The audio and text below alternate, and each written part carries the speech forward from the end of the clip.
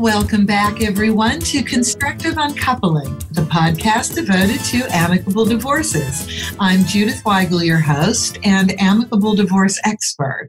Why? Because that's all I do, amicable divorces. And that's who I interview, people who also do amicable divorces. And towards that end, we have Cheryl Duffy from Sydney, Australia, who, she just reminded me, is in my future because she's tomorrow to my today, right, Cheryl? You're Thursday morning. Exactly. This is really cool. I love this.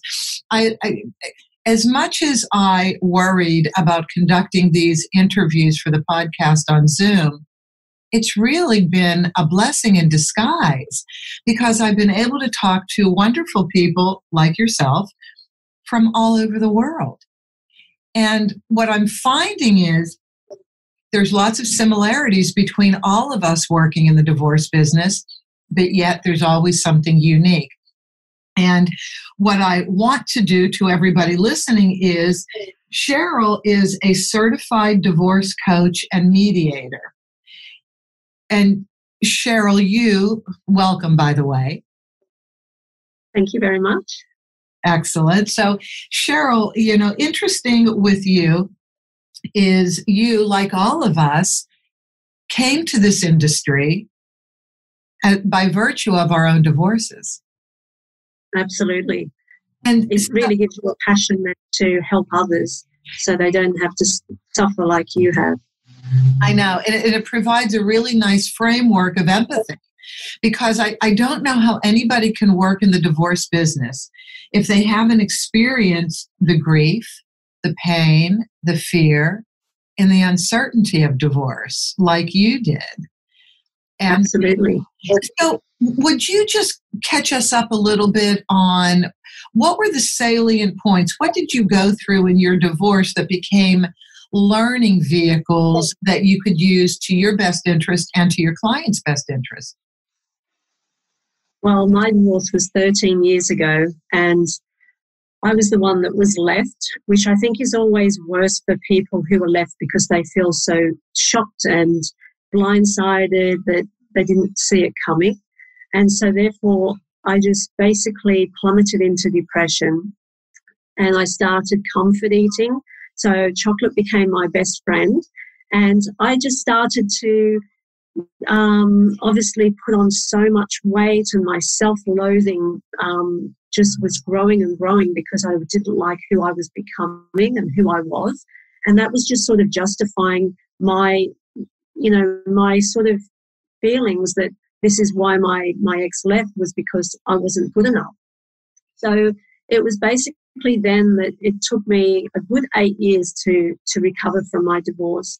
And I had my daughter my children were 15 and 12 when my ex left, but it wasn't until 6 years after my divorce that my daughter said to me, "Mom, why don't you get dressed up and go out and have some fun?" Because she could really see how unhappy I was. And I said to her, "Oh, I really don't feel like it." And she said, "Mom, I don't know what to do to make you happy. I try so hard to make you happy." And that was really such a shock for me to think that my daughter was taking on that responsibility of my happiness. And I said to her, "What do you mean?" I said, "I'm responsible for my own happiness, not you." And it really sort of made me realize that I needed to, snap out of it, so to speak, because I think you spiral into this negativity and bitterness and anger that it's very, very hard to get out of. So I went on a health regime and I lost all that weight, and my confidence was really boosting because people were noticing my transformation. And so people who were going through divorce would come to me for advice. And I said to my mum one day, I should write a book because I have so many people asking for my advice. So that's what I went and did. I wrote a book to help people so they wouldn't spend years wasting their life after divorce. And basically the Divorce Tango was born, and that's the book that I published. And I then decided to do coaching, so I became a certified divorce coach and created the Divorce Centre, which is a one-stop shop for divorce. And when did you become a mediator? Was it I only became a mediator last year, but became a divorce coach 2 years ago. Do you have a preference, which one you like to do more, or are they equally interesting to you? I think the coaching side I really enjoy because I'm sort of like a problem solver, so I really love to work with them to create win-win solutions and help them sort of get past. They're usually stuck where they are, not really knowing what to do or, how to get there, even if they know what they're wanting. So it's a case of working with them, and it's getting them through that emotional grief and being that support partner for them and helping them understand, why they're feeling the way they're feeling. And also they're often very, very shocked that their partner has moved on so quickly. But like I've said to all my clients, that the stage of the grief cycle that your partner has left is so different to when you started the grief. So someone could be in their marriage 12 months, 24 months before they actually decide to leave, where they have been trying to make it work, and realizing, coming to that acceptance that the marriage just isn't going to work any longer. So they then decide to leave, but then the person being left just starts right at the beginning of the grief cycle in that denial and shock and, wondering what they could have done differently to have avoided it all happening. Do you think men and women react differently to divorce, or are there similarities? No, I don't think it's based on gender because I have both men and women coming to me. I find that the only sort of patterns there are is that the one that's being left seems to take a lot longer to recover, whereas the one that has done the leaving is ready to move on, start a new life, and they have no problems with creating that happy new life for themselves. Whereas the ones that have been left can struggle on through divorce, basically sort of feeling the whole world's turned upside down, and they just really don't know what to do next. So they sort of get stuck in this twilight zone of looking back over their shoulder into the past, wishing they could turn the clock back, wishing they could have done something different, and really feeling quite bad about themselves, feeling they weren't good enough for the marriage to have stayed together, and feeling that the marriage failed and somehow that they contributed to that. So I find that people who come to me are mainly the ones that have been left and the ones that really need the help. And do you feel, is it your observation or thinking that those who are told that their spouse wants a divorce, is there a feeling of a loss of control all of a sudden because you're not the one that asked for it, but you have to accept it, and now you're struggling to get redefine control in your life?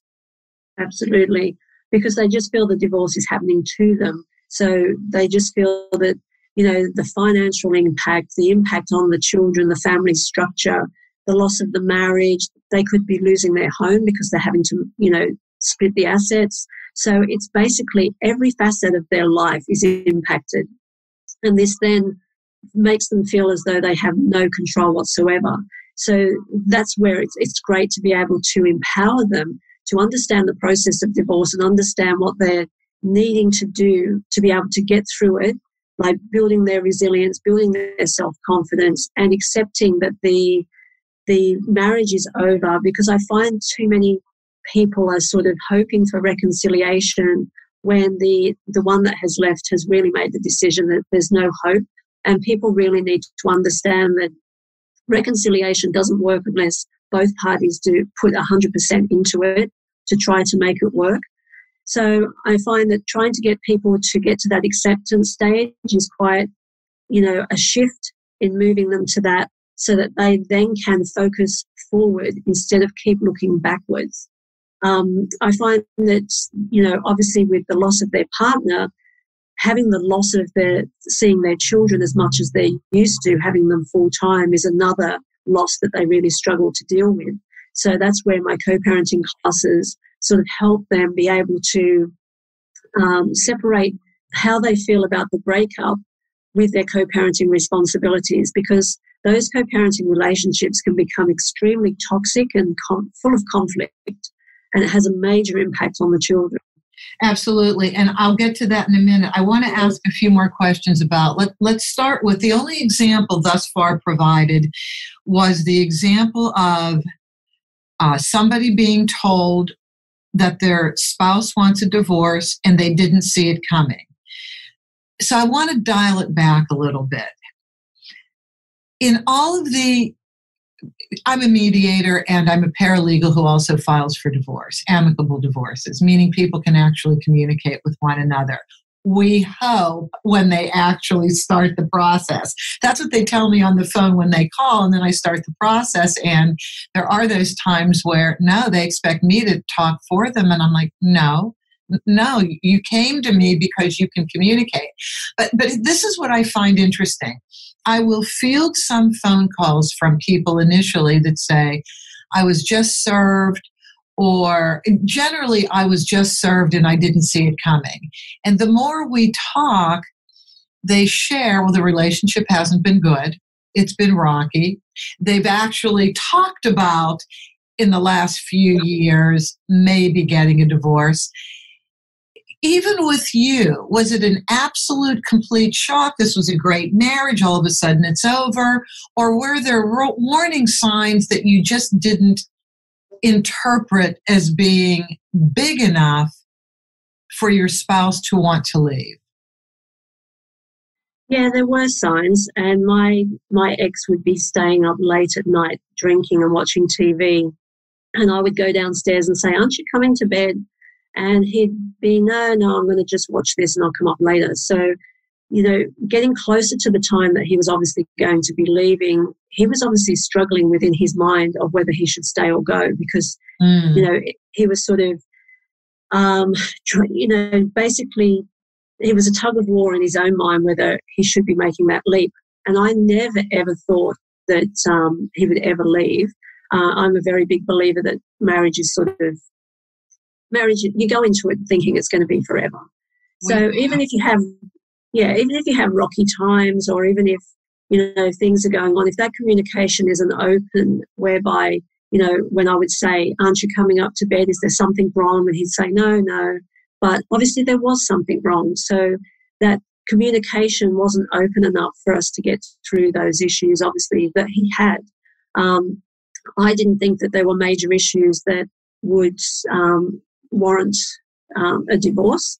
But obviously, as I said before, I didn't want the divorce, but if the other person isn't 100% committed to making it work, then you're wasting your time, you're wasting your energy trying to work out what you could do differently, even trying to reconcile.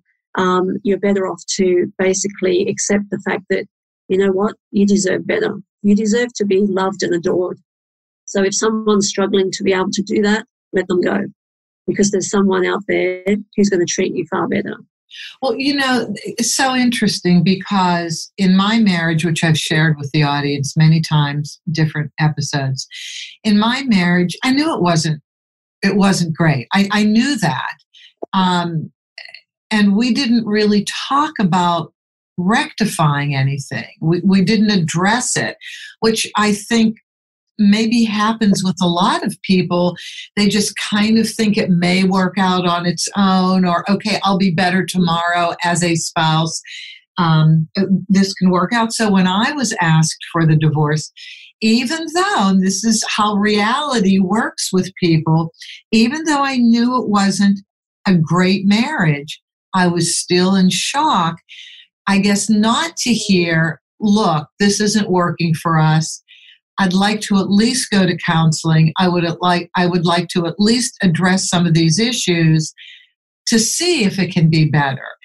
That's where I felt like the rug was pulled out from under me. And I didn't go into thinking there was something wrong with me stage. but I did go into serious grief. I did the healthy thing, though, which is I exercise. Oh, And good. you've talked about, so we're going to talk about how to deal with grief different ways. Let's do it now. So, as a coach, how do you suggest people get out of that enveloping grief, that heavy depression? Well, it's about building up your resilience. So instead of turning to self-sabotaging activities like drinking or comfort eating or gambling, anything like that is very, very destructive and can actually make your mental health worse because it just fuels your self-loathing, to be honest with you, because then you don't like who you're becoming. So you already have had that rejection from your ex, and now you're going to start rejecting yourself because you just feel that you're not at your best self. Excellent. So I encourage people to... That's an excellent point. Keep going. So I just feel that I encourage people to map out who they are as their best self, who are the influential people in their lives, who they admire those different skills, and tap into their strengths. So it's about looking at who they really are and accentuating that to be even better, just, living your authentic best self and having the opportunity to build resilience into your life. So exercise and eating healthy and getting enough sleep definitely help you through divorce because you are needing so much strength to get through this traumatic time that you need to be basically mentally healthy, physically healthy. So it's a case of focusing, getting that drive to focus to get through this and know that coming out the other end, you're going to be able to build the foundation for a happy life. And that is absolutely true. With me, with my clients, with people that I talk to, you do come out of it better than you were Absolutely. before. You find skills and talents that you have that you didn't know. You feel like you can handle tougher things as they come up, right? Yeah. Well, I think in time, you actually become out a better version of yourself than you were in your marriage, even how you look and how you feel about yourself. Because when you go through that transformation, it's probably a transformation that you probably should have done when you were in your marriage. But I can tell you, I look and feel better than I did when I was married. So I think you get to a point where you as you say, you know that there's problems in your marriage, sort of. You sort of, I don't know, you sort of become quite complacent and think, well, is this it? Is this the best it's going to be? And I think you can both, sort of, I don't know, just think, well, this is normal, isn't it? The honeymoon period's over. It's normal for us to not talk as much or not enjoy each other's company as much because we're not in those young years where, we've been together 19 years. And you sort of think, well, you still feel the marriage was worth something. But it's not until you actually leave and you have that transformation that you look back and you think, my gosh, that was a real blessing that happened because I'm so much a better person now and have a better life, a more fulfilling life. So, I wouldn't recommend people go out and find a new partner straight away. I would say work on yourselves, create that happy life before you even go out and find somebody else, because I see too many people feel that they need to be with someone to make them happy.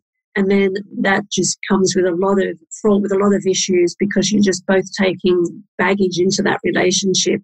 And you can be two quite broken people trying to limp along having this relationship, which is not destined to work. Yes, and in the United States, our statistics are that depending on the state you live in, 40 to 50% of first marriages end in divorce. But when you get up to third marriages, 70% end in divorce. And I think this speaks to your point that if you don't reinvent yourself, if you really don't clear out all the cobwebs, all the things that maybe did not work in in the initial marriage, you're never going to create the better version of yourself to present to somebody else. And maybe you will choose the wrong person again, or a similar person for comfort, right? Absolutely.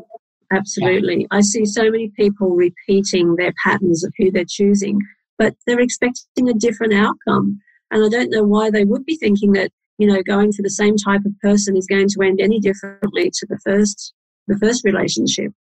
So I get people in my program to go through identifying all of the partner qualities that they're looking for. And it's not just physical things, it's much deeper than that, about your values and about, the qualities that are very endearing to supporting you going forward, that you both align together in what qualities you have. I do find that, usually in your first marriage, you've chosen someone that sort of fulfills some of the qualities that you don't have. Like, I was a real introvert and my ex was a real party animal extrovert. And then I was a real go-getter in business and he wasn't. So we sort of were like a jigsaw pieces come together to make a whole person. But you find that once you go through divorce and you reinvent yourself, you have all of those skills to now go forward as a whole person. And then when you meet someone new who's also a whole person, you tend to go for someone who's a bit more like yourself, as opposed to being your opposite, that fulfills those needs that you don't currently have in your own attributes, if you know what I mean. It's sort of coupling with someone that's going to help you through life fulfill the attributes you don't have. But when you're divorced and reinvented and you're confident and you're going out there, you tend to find people that you want to couple with who are a lot like yourself.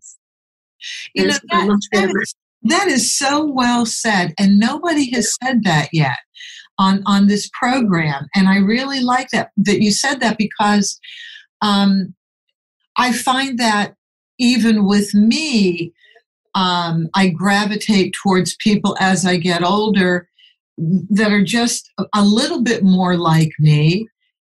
But I also have been thinking about, well, okay, opposites attract. That's great. Opposites attract. But then at some point, you have to have similarities, or how can you function together as a couple? Yeah, absolutely. Absolutely. So I'm sorry, go ahead. Sorry. Some of those things that were the opposite you were attracted to can become the things that you can't stand about that person at the time of divorce. That's really true, because I was at a mediation convention a few years ago, and there was a class given by a therapist and a mediator, an attorney mediator. And the class was about, why do some couples have very long marriages, like 40, 50-year marriages? And they had little videotape snippets of older couples talking about why they felt their marriage stayed together. And every one of them said, we have a lot of similar interests, and those dissimilar things about each other were not annoying. They were very acceptable.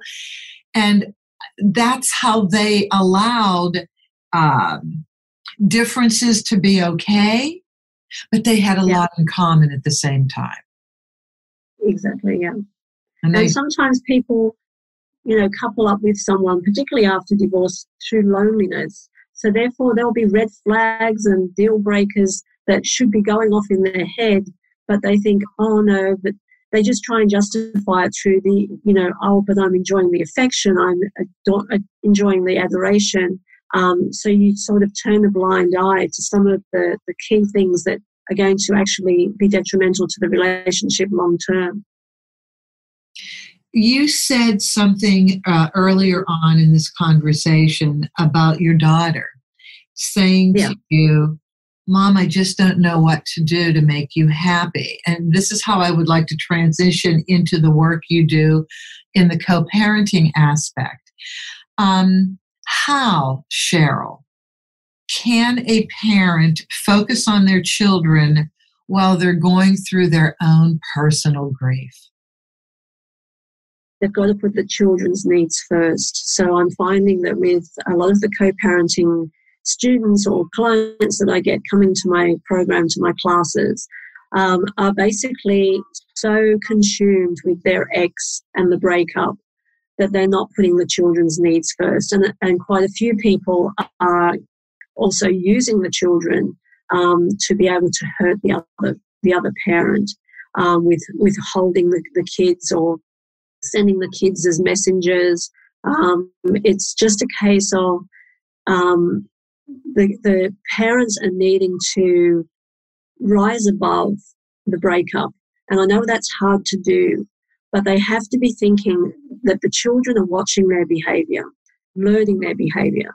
So they can see how the parent is not handling stress, crises, not being problem solvers, not being able to be respectful, in being able to communicate, that's going to make sure that the whole family is going to transition to this new family structure smoothly.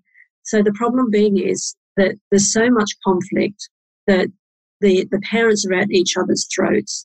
They're then having this conflict that's so visible to the kids. And when they're arguing about the kids, it's a case of the children then feeling as though they're the burden, they're the cause of the divorce, they're the ones causing their parents to be angry. So it's really a bad situation in parents not being able to put their own grief aside to be able to put the children first. Yes, you can grieve in your private time, even if you sort of can say to yourself, look, I've got to get through this component, this event. You may be going to an event at the school or somewhere where your ex is going to be. You've got to be focusing, this is for the child. You know, you can't go about life saying, well, I'm not going to go if he's going or she's going.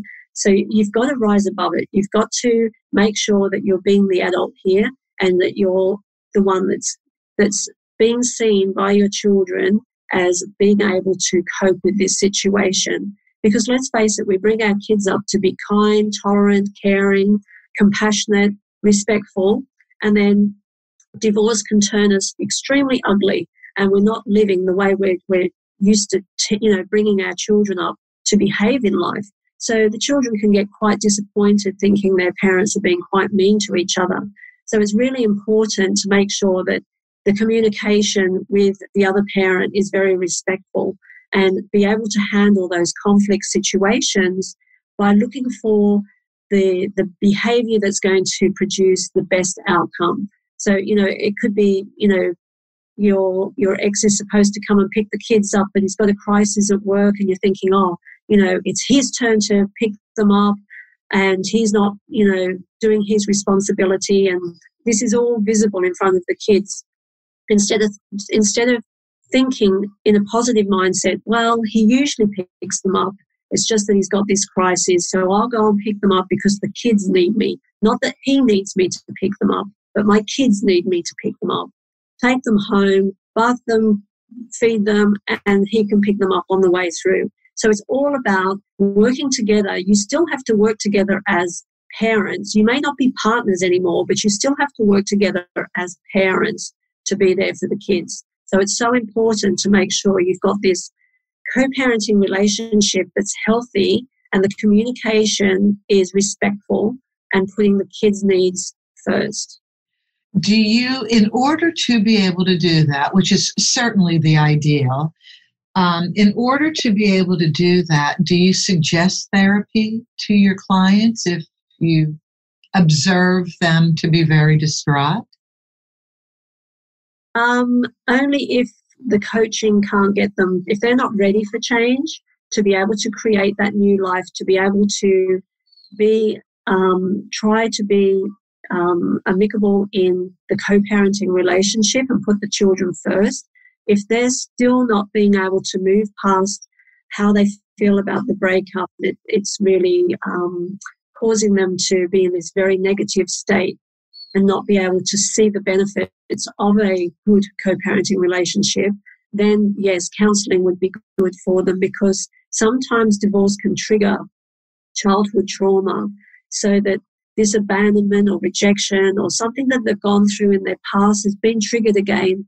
And through helping them, like coaching them into how they need to be or how they need to create a new life in the new family structure, if coaching is not helping them because they're not ready for change, there's some deep-seated issue from their past that's possibly playing out here that they need some help with from a counsellor. You said something when we were doing our pre-interview talk last week that I thought was important to bring up. When you're trying to get yourself out of the depression, out of the grief, and let's just say you have surrounded yourself with all the right people to help you, still, you said one thing that I thought was really important to share, and I wanted you to explain it more. And you said something like volunteering can take the focus off of you, which we need, right? We need to give ourselves a break from this sadness that we're in. Talk about that a little bit more, please. Well, when you're in the pit of depression, you're very internally focused and, your self-worth can be very, very low. So I found that volunteering was a very good outlet to be able to shift my focus from myself to someone else that was in possibly, a worse situation in life than myself, who can't put food on the table, who are living on the streets, things like that. So it's a case of, okay, well, my problems are not so bad when you are starting to work with people who have worse situations than yourself. And even by helping other people, it actually really boosts your bank of self-worth. You're filling up your tank to think, well, I am doing kind things. I am doing good things to help others. And it actually is very good for the soul. It's really good to help yourself heal by helping others, because other people get the benefit of your help, but you also get the benefit because it really gives you a good feeling in helping other people, and it makes you feel good about yourself. So your self-worth is just improving by doing that activity. And I also wanted to make a clarification with you. You said that I want to ask the difference between a coach and a therapist, because you had said that you feel your role as a coach was to empower, not rescue. Yes. And I thought that was great. And so how do you see the differences in roles between a divorce coach and a therapist helping as you're going through divorce? Well, with the therapist, to me, is sort of dealing with the emotional pain that has been triggered that could be from past trauma. And so therefore the therapy helps you resolve that to be able to then move forward about, how you believe, your belief system, the things that happened in the past.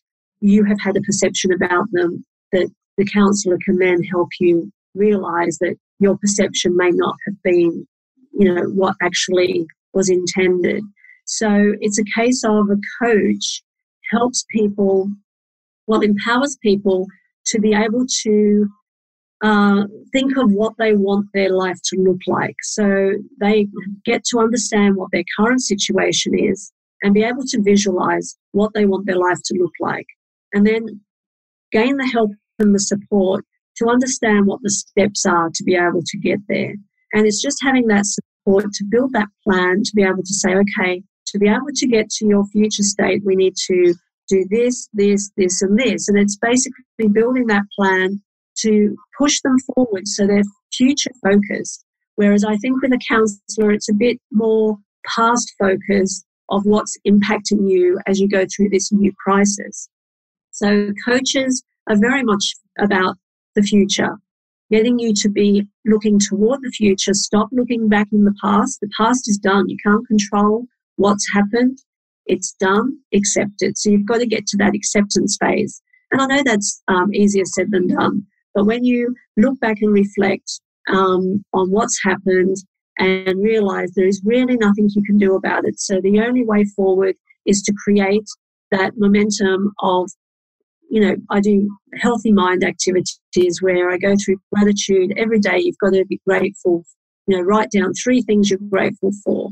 Look at 3 positive things that happen to you in the day. It's about shifting your mindset from a negative to a positive, because while you're in a negative mindset, you can't even see the opportunities or possibilities out there because you're just seeing all the negative.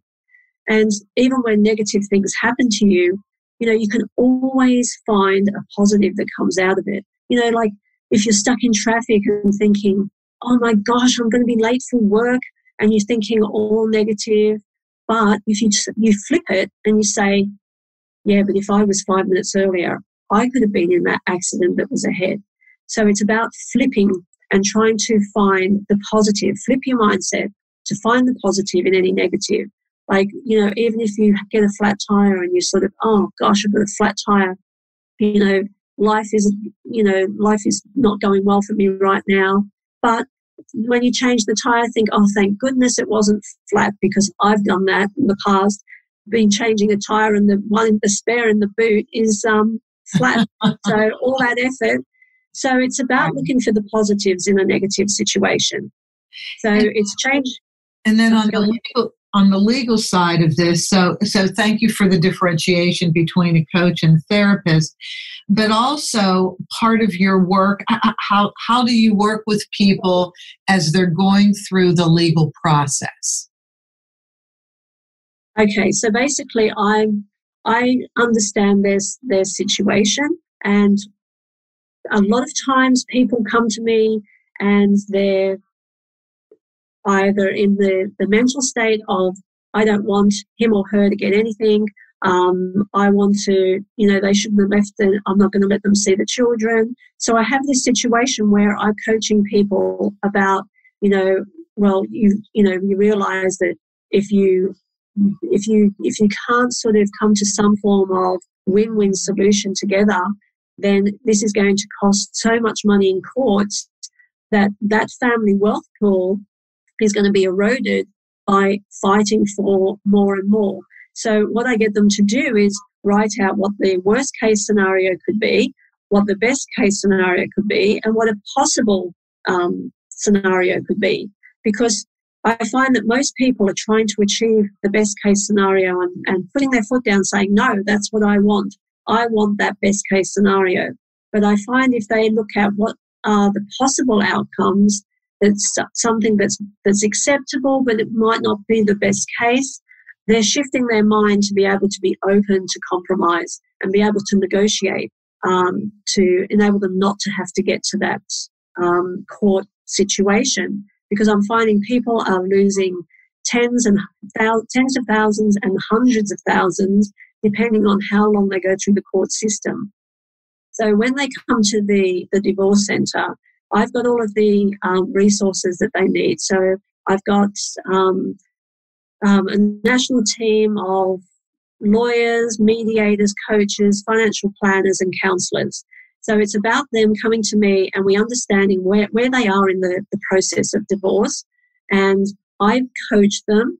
But then as they need those other experts, those other professionals, that's when they get referred to them, so that they're not just going straight to a lawyer and spilling out all of their emotional grief and the meter's running and it's, the dollars are ticking away. It's about getting that emotional support to be able to be empowered through the process, then coupling them up with a lawyer if they're wanting a lawyer, or if it's a case of they're both agreeing what they want to do for their settlement, I get them to go to my legal advisor who he's basically, a separation specialist who prepares all the documentation for them that they then are able to agree on and submit it so that, they're not they can bypass mediation, they can bypass court. So if they're amicable, they can have their legal documentation done for them. If they're not amicable, they then have to go to mediation to try and compromise. If that doesn't work, that's when they end up in court. But you want court to be the last resort, because court is where it constantly gets, all the money just gets chewed up with going to court to argue, and then eventually you're disempowered because then the court decides what the outcome should be. So it's all about making sure you're empowered through the process. And even with the co-parenting, most times when people go to court, I get a lot of people who the court have ordered them to have a co-parenting class so they can actually learn how to be, civil with each other.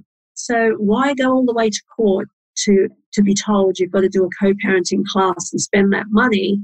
Why not come to, the divorce centre and have that co-parenting class done, be able to have the coaching to get you in the right mindset so it sets you up so that you are able to amicably divorce and get through that process a lot quicker and recover and heal a lot faster. So there were two things in what you said that I wanted to follow up on. One is divorce is an issue of compromise. And you have to just accept that going into it. No one person generally gets their way completely.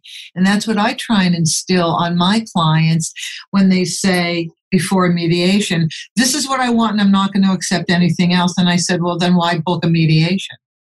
Mediation is an issue of compromise. Divorce is an issue of compromise.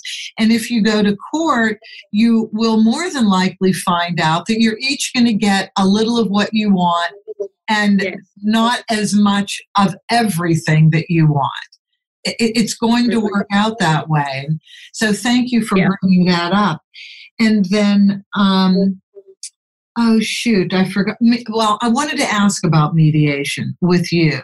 What do you find is the hardest part of mediation as a mediator? I find it's hard for people to budge. They're basically... No, you as a mediator. What do you as a mediator, sorry. Yeah. I think it's trying to get them to come to some form of agreement.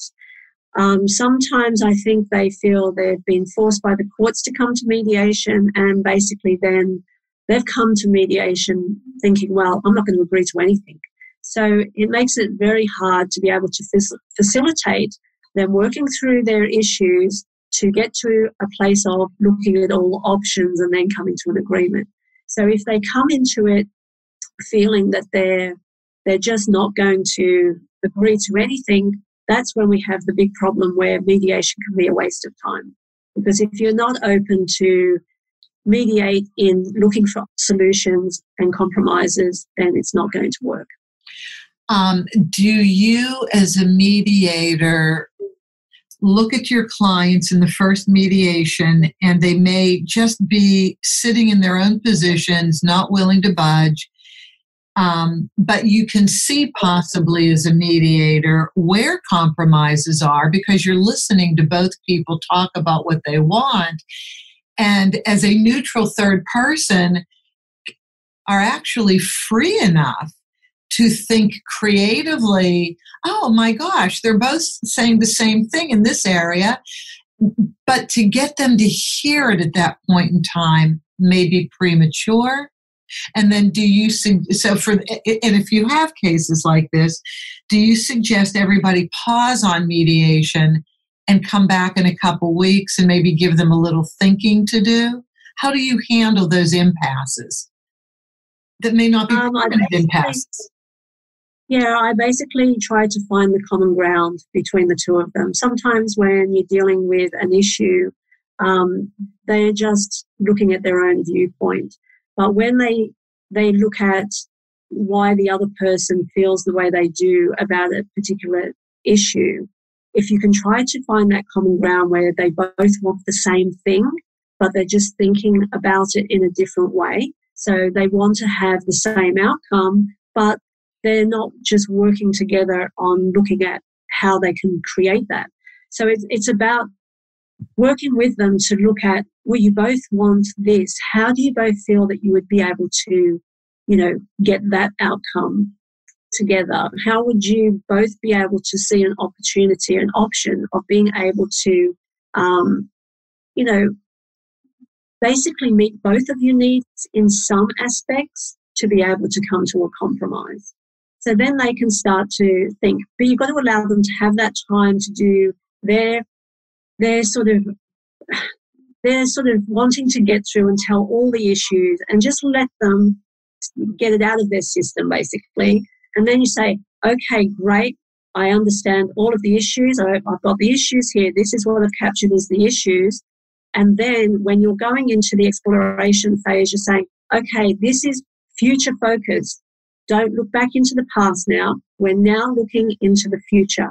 What would you like to see happen, and what options do we have to be able to come to some form of agreement? And they start exploring options then of, what if he did this, then okay, I might do that then. I'll relinquish and do that. So it's a case of getting them to look future focused is the key, really. Yes, and that is what all of the good mediators say. And you said something else, and I want to reinforce this to the listeners, and that is, we as mediators certainly don't want you fighting. If you could at all avoid that, can't always.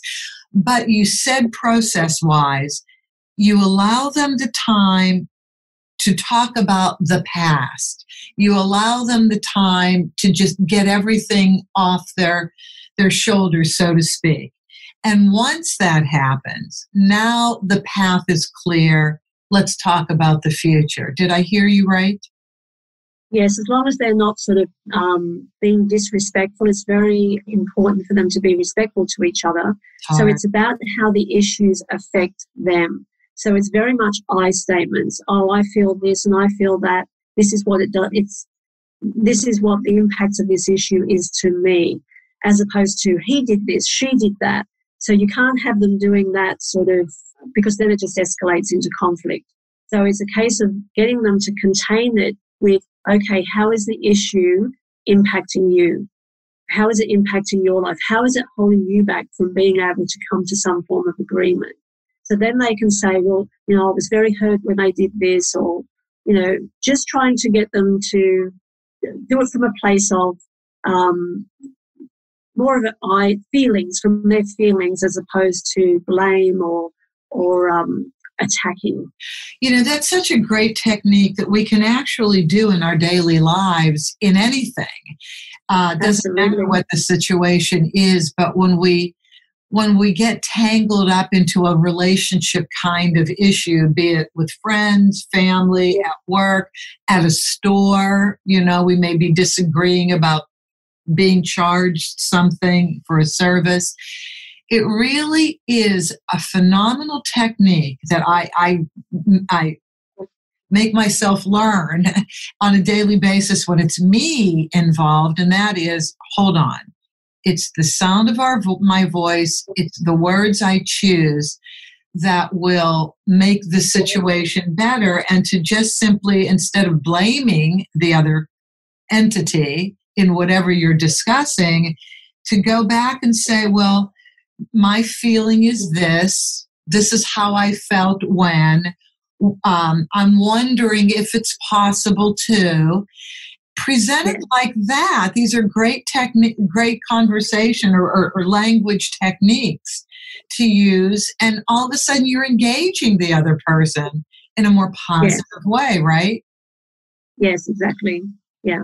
It's putting your positive need across, but in a way that is getting some form of empathy, because they're understanding your viewpoint of how it's making you feel, as opposed to attacking.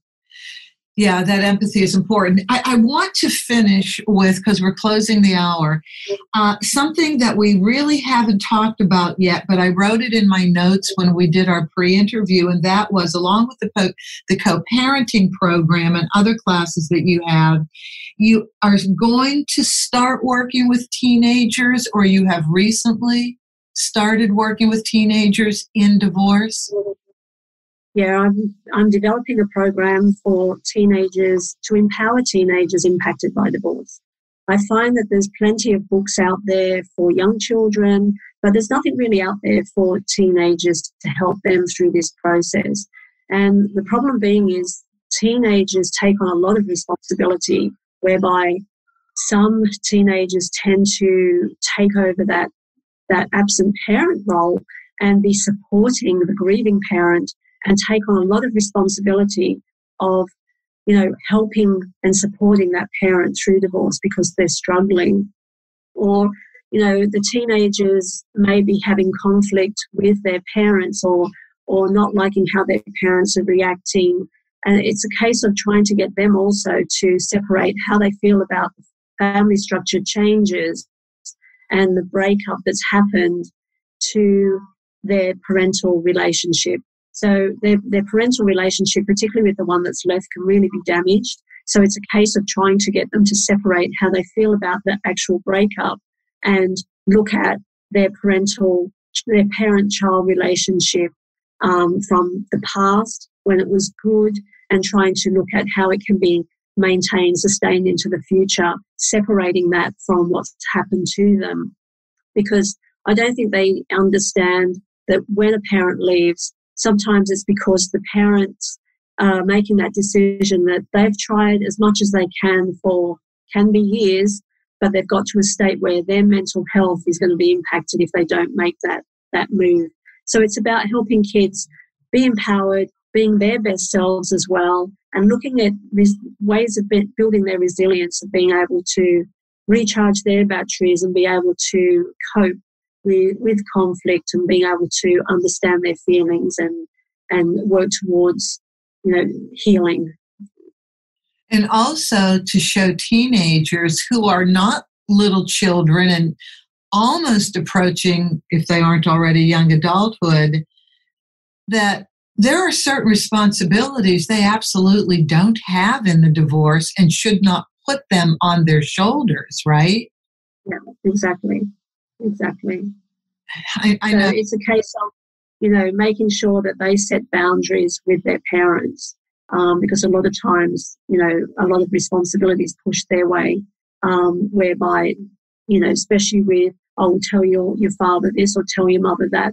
It's a case of encouraging teenagers to not be that middleman, to be able to say, you either talk to them directly or I'll go and tell the other one to contact you because you need to talk to them, but I'm not going to be the messenger. So it's about empowering teenagers to be able to set boundaries, because they can get caught up in the middle, and then they're, you've heard of the saying, shooting the messenger, when they've got to go and deliver a message and they know it's not going to be received very well. They cop the brunt of that, emotional outburst of the other parent, and really they shouldn't have to be put into that situation. Right. And just to be able to simply say to your parents, it's really not my role. It's really not my responsibility. I would prefer not having it. Just nicely, like something as soft as that, I think would be hugely helpful to teenagers who want to rush and help their parents. Isn't that the natural inclination? They don't want to see a parent suffer. What can I do to help you? Like your daughter, yes. Bringing it back to the circle. Yes, exactly. So I know you're in Sydney, Australia. So working with people going through the court system, maybe here, I don't know whether that would be something that you could do, but certainly we are all the same people. We are all humans, regardless of where we live. And if people would like you to work with them to empower them, not to rescue them, and to get them to keep thinking in a forward way, how do they get in touch with you, and how do they buy your book, The Divorce Tango? Okay, so they can go to my website, thedivorcetango.com, and they're able to see the coaching, the programs I run, and also the books on sale in the website as well. And do you do Zoom classes that people from other countries can participate in? Yeah, absolutely. So all of my programs are run via Zoom, and the coaching. So I have group classes for the co-parenting, so that people can join the group and they can basically, they'll hear there's lots of different issues, and sometimes there's lots of common issues, so they can really feed off each other to be able to know that they're not going through this alone. So the co-parenting classes are usually run over a weekend as 2 4-hour blocks, because a lot of people have come to me wanting that completion certificate to take to court, because that completion certificate just demonstrates their commitment to co-parenting and really helps them in that court process when the courts are trying to understand, well, who's trying to do their best here and who's the roadblock. It just helps if you're able to do a program just to show that, I've invested in this program to be able to make sure I'm doing the right thing as putting my children first. That's a big deal to go to a co-parenting class. If anything shows solidarity in wanting to do the best for your children, the co-parenting classes are where it's at. Those are brilliant. Yeah, I don't recommend the couple come to the same class. Oh.